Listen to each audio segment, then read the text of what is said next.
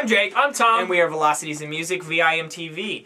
Today, we're going to do an album that came out way back now. Probably months and months Spring, and months. I think. But it's gotten a lot of hype. So we originally put it on our list, and then we kind of had our little hiatus now, and so we're just spitting out a review for you guys.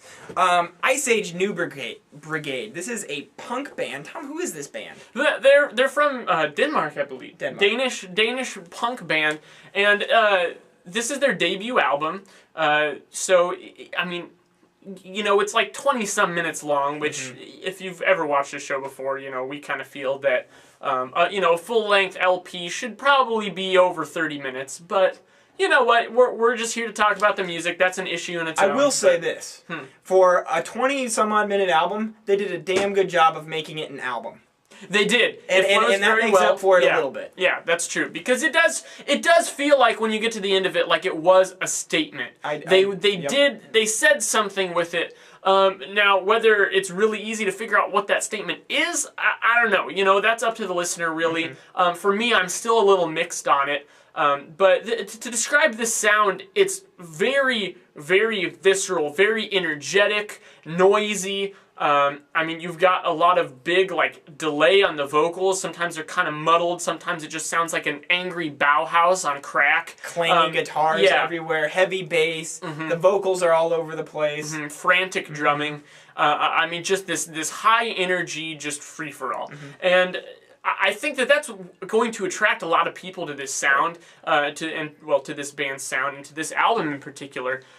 Especially since it moves through it so quickly. I mean, it never gets boring to listen to. It's very gripping. It always keeps you engaged. Right. But for me, by the time I get to the end of it, I'm kind of like, well, you know, that was okay, but I don't really feel like coming back to it. Right. And that's what it comes down to. Yep. You know, the energy's good. I don't feel like it accomplishes a whole lot. Yeah.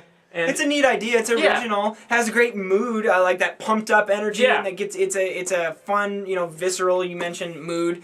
And really to me, and I think a lot of people, the production I think is going to be the most hit or miss thing here. Yeah. Because a lot of people really like that lo-fi production style, and I think that they did a good job accomplishing it. But there's one key thing that I think bothered me a little bit that kind of made me go ick.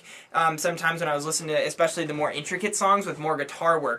Is that the drums were a little loud. A common mistake that Tom, you and I have talked about this a ton of times throughout the years is that drums can be way too loud in the mix and wash out guitars, and that should never happen if you're designing your sound appropriately and mixing the individual tracks correctly, and I feel like some of the guitar work here, which should be a highlight of this album, gets completely overlooked because of the fact that the percussion is just way too loud.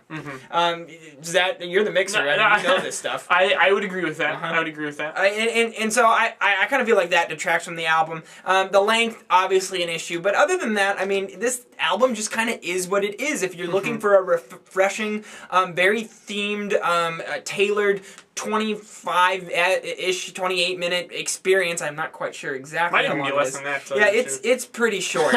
Ridiculously short, to say the least. But other than that, I think they actually did a very good job, like I said, of having a unified sound and theming the album. Has an intro, it has a good closer. I think the best vocals on the album are in the closer.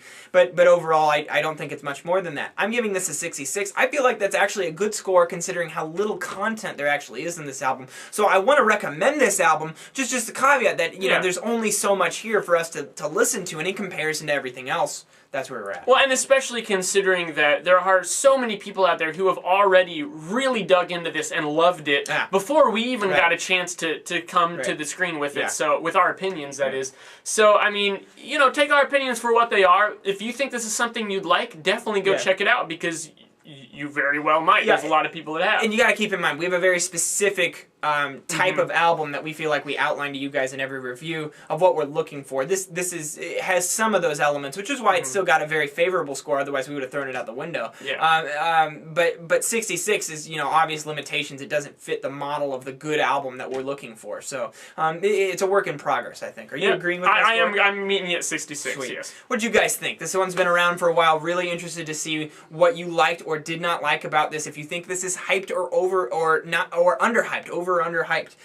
Let us know. Love to hear your thoughts on it. Leave us a comment at www.velocitiesandmusic.com or youtube.com/velocitiesandmusic. We have a Facebook and a Twitter page. We would love for you to like us and follow us there. I'm Jake. I'm Tom. And we are VIMTV, moving music critique forward.